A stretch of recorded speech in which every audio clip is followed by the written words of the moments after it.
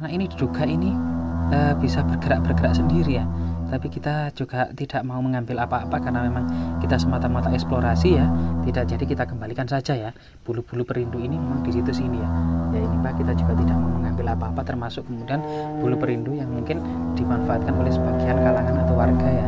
Nah ini di sini memang ada semacam villa yang terbengkalai atau semacam apa pemondokan gitu ya, yang cukup angker gitu ya. Jendelanya kok ada yang ngintip gitu ya. Itu jendelanya yang samping kiri itu siapa itu ya? Kok hitam-hitam di sana itu ya? Ya, coba kita rahayu.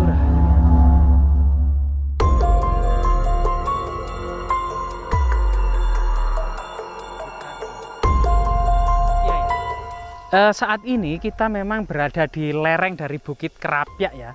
Semoga kemudian beberapa hari terakhir ini memang di Bukit Kerapyak ini ada kejadian ya. Kita semoga ada pendaki yang bernama Raffi Dimas Badar ya, dari Kecamatan Rembang Pasuruan. Statusnya mahasiswa, umur 20 ini 5 hari ini memang belum diketemukan ya. Waktu itu memang pada hari Minggu pagi subuh itu masih terlihat bersama teman-temannya ya, sekitar 11 orang. Itu kemudian setelah subuh itu kemudian teman-temannya sampai saat ini pun sudah tidak kemudian mendapati lagi. Motor varionya masih ada di parkiran sampai saat ini. Nah ini memang cengkeh ya, tanaman cengkeh. Pada masa lalu tanaman ini cuma ada di Kepulauan Maluku, sehingga Kepulauan Maluku ini disebut dengan Kepulauan Rempah, cuma ada cengkeh. Saat ini memang sudah menyebar ya ke seluruh dunia, bahkan pusat-pusat perkebunan cengkeh yang cukup luas termasuk di Zanzibar, di Sumatera dan di Jawa juga cukup banyak. Semoga kemudian perkebunan cengkeh seperti ini juga menjadi edukasi tentang tanaman cengkeh yang satu ini ya. Ya, karena memang banyak manfaatnya selain untuk herbal ya, juga dimanfaatkan untuk yang lainnya itu cukup banyak gitu ya. Nah, ini bahkan pada masa penemuan mumi Fir'aun itu ya, itu ada beberapa cengkeh di dalam mumi Fir'aun. Nah, ini aneh sekali kan ya. Padahal Fir'aun ini adalah sekitar memang 2000 sebelum Masehi ya, sampai 500 Masehi ini masa-masa Fir'aun. Nah ini kita juga kurang tahu, ini memang area perkebunan cengkeh yang cukup luas ini ya, dengan tanaman cengkeh yang sangat-sangat indah gitu ya. Cuman di sini kita mau berziarah di sebuah makam yang warga mengatakan di sini adalah makam badut gitu loh, makam badut. Apakah sangat berhubungan dengan Candi Badut yang ada di Kanjuruhan, Malang? Karena nama badut sendiri pada masa kuno sebenarnya adalah bahasa Sanskerta yang berarti pancaran Maharsi Agastya. Jadi pancaran Maharsi Agastya itu dinamakan Badyut ya. Kemudian masyarakat lokal menyebutnya badut. Nah ini di sini memang ada semacam villa yang terbengkalai atau semacam pemondokan gitu ya, yang cukup angker gitu ya. Jendelanya kok ada yang ngintip gitu ya.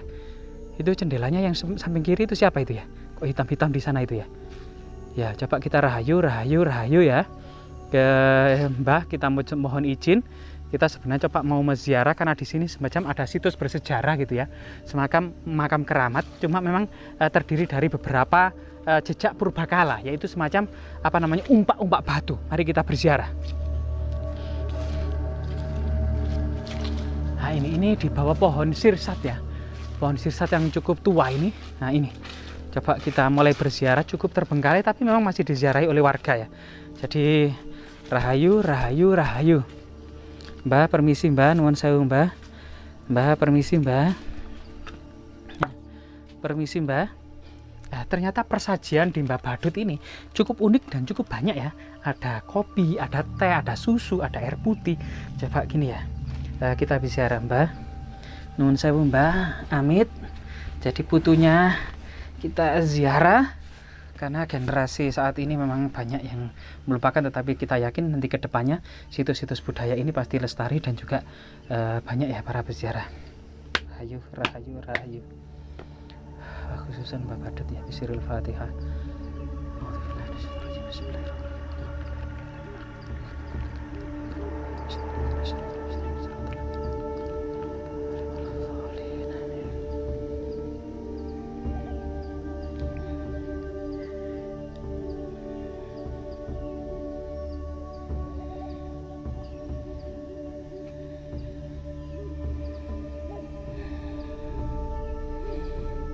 Iya, di sini kita akan melihat ya bahwasanya banyak yang dilakukan oleh masyarakat sekitar sini untuk menghormati tinggalan-tinggalan bersejarah yang saat ini memang ini terawat dalam sebuah makam yang masyarakat mengatakan ini adalah Mbah Badut atau Eyang Badut ya, yang terdiri dari 3 buah umpak batu ya.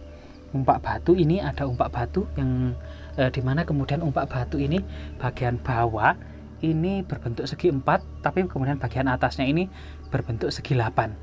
Jadi cukup menarik jadi umpak badut ini ya, serta persajian telur-telur. Kemudian ini juga selain kemudian 2 batang rokok gitu ya, juga ada persajian berupa air putih, teh, kopi, dan susu. Ini cukup menarik ya. Selain itu diduga ada batu lingga di sana ya, batu lingga berdiri tegak.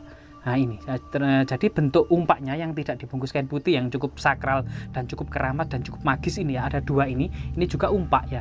Bentuknya kurang lebih seperti yang ada di pojok itu. Jadi bagian bawah berbentuk segi 4 dan bagian atas itu berbentuk segi 8. Nah ini mengingatkan pada memang filosofi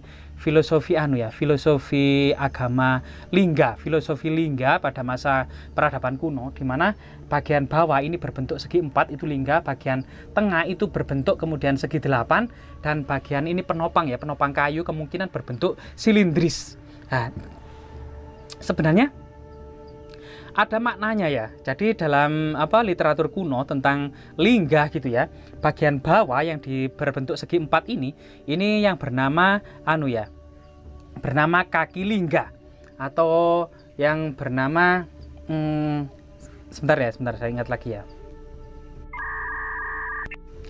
Jadi bagian bawah ini adalah kaki lingga yang berbentuk segi 4 ini biasanya.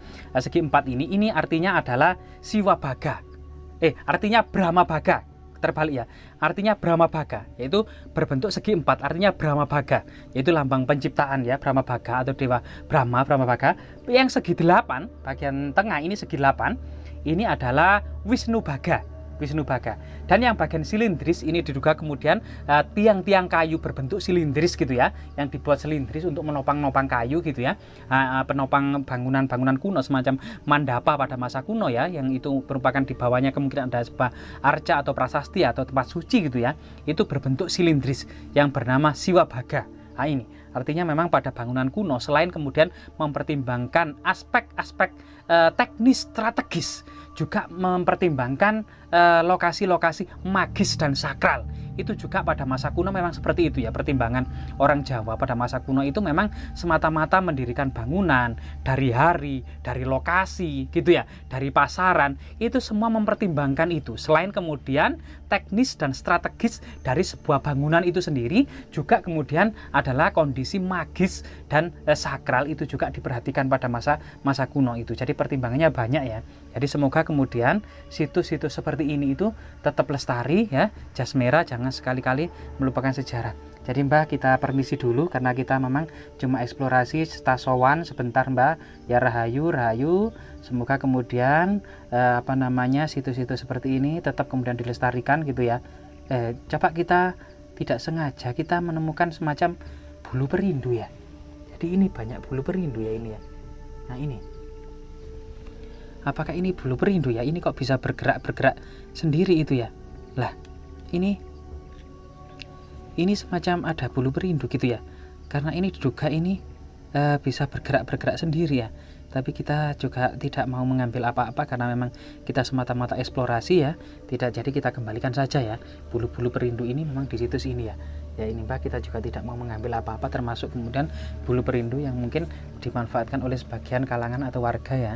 Ya karena memang kita bukan banyak di situ, kita cuma eksplorasi sejarah dan mengungut serta wisata edukasi ya, serta ziarah ya. Semoga kemudian aktivitas kita bermanfaat, termasuk kemudian hal-hal seperti ini bisa tetap lestari.